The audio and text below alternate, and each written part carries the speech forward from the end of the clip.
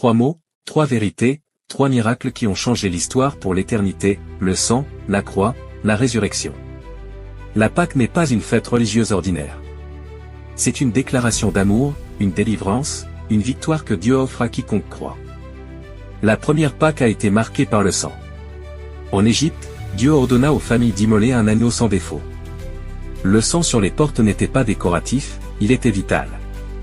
Exode chapitre 12 verset 13, « Quand je verrai le sang, je passerai par-dessus vous. » Ce sang épargnait la mort, mais il annonçait une délivrance bien plus profonde, celle du cœur, celle du péché. Des siècles plus tard, Jésus-Christ, l'agneau de Dieu, est monté sur une croix.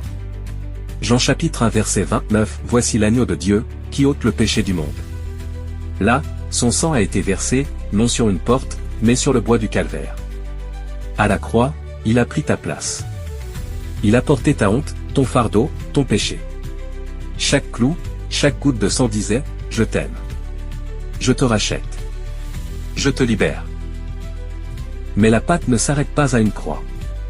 Le 3e jour, la pierre a roulé, le tombeau était vide, Christ est ressuscité. La mort n'a plus le dernier mot, le péché n'a plus le pouvoir de te condamner.